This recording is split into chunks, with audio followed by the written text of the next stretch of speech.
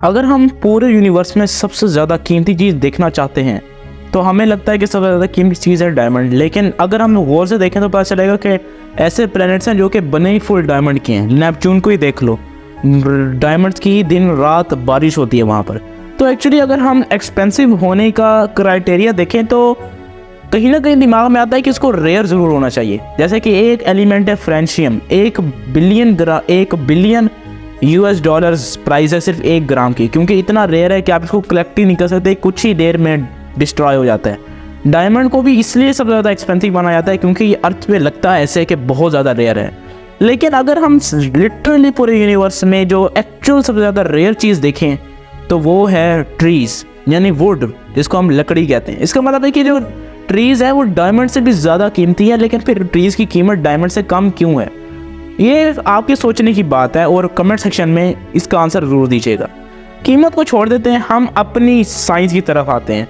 अगर हम देखें तो जितने भी एनिमल्स हैं, अपने ह्यूमंस बीइंग्स को ही देख लो, तो जैसे जैसे एज बढ़ती जाती है इनके जितने भी ऑर्गन्स हैं उनके अंदर डिफॉर्मिटीज़ बढ़ती जाती है, यानी कि कहीं ना कहीं जाके खराबी इनके अंदर आ जाती है और एज के बढ़ने की वजह से स्पीशीज़ ख़त्म होती जाती हैं, डिकम्पोज होती जाती हैं, वो मरती जाती हैं। लेकिन जो ट्रीज़ हैं वो एक अकेली ही ऐसी स्पीशी है जो कि एज के बढ़ने से नहीं ख़त्म होते, कम अज़ कम। मतलब है कि बात सुन के वैसे बड़ा अजीब लगेगा कि जो ट्रीज़ जितने भी बड़े हों, मतलब है कि कैलिफोर्निया में ऐसे ऐसे ट्रीज़ ढूंढे गए हैं जो कि 5000 साल से भी ज़्यादा पुराने हैं, लेकिन अभी तक वो जिंदा है।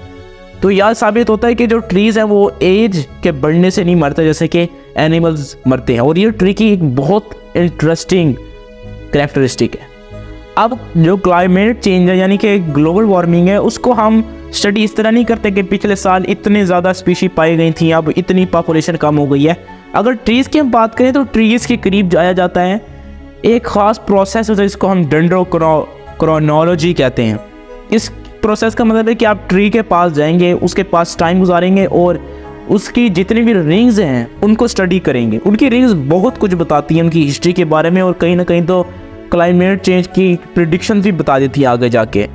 मुख्तलिफ नेचुरल डिज़ास्टर्स के निशान आपको इसके ऊपर मिल जाएंगे, जैसे कि अर्थक्वेक्स हो गए, वोल्केनिक इरप्शंस हो गई वगैरह वगैरह। अगर क्लाइमेट चेंज को देखें तो जो ट्रीज से अफेक्टेड होते हैं उनकी जो रिंग्स होती हैं उनके अंदर चेंज दिखता है आम ट्री से, यानी कि वो ज़्यादा स्केलेटन टाइप होती हैं, ज़्यादा कमज़ोर होती हैं, न्यूट्रिएंट्स की कमी होती है। यानी जो ट्रीज़ के रिंग्स हैं वो ऑलमोस्ट इन्वायरमेंट के बारे में सारा कुछ बता देते हैं। अब जो ट्रीज़ है वो शेड तो सबको देते हैं, ये तो मतलब आपको पता ही है कि इनका जो साया होता है, इनकी जो शेडो होती है वो बड़ी इंपॉर्टेंट होती है हमारे लिए। कैसे? अब ट्री की शेडो ठंडी तो होती है, लेकिन कितनी ठंडी होती है ये मैं आपको बताता हूँ।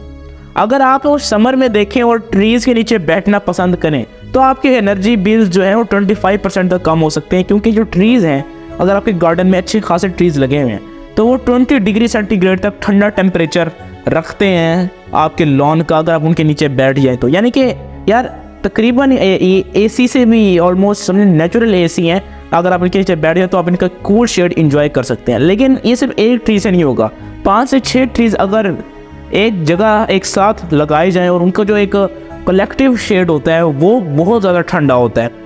और इस समर की बात करते हैं, अगर हम विंटर में देखें तो वहाँ भी एक बहुत इंपॉर्टेंट रोल प्ले करते हैं, क्योंकि जो विंड्स आती हैं, जो आंधियाँ आती हैं, उनको ट्रीज़ रोकने में एक इंपॉर्टेंट रोल प्ले करते हैं। अगर ट्रीज़ ना होंगे तो कोई भी रेजिस्टेंस होगी ही नहीं विंड्स के रास्ते में, और वो बड़ी आराम से मतलब है कि कई सालों तक चल सकती हैं, लेकिन ट्रीज़ की वजह से ये रुक जाती हैं। अब ट्रीज़ की तारीफ़ें अगर करें तो ख़त्म नहीं होगी, लेकिन आपका अटेंशन स्पैन ज़रूर ख़त्म हो जाएगा।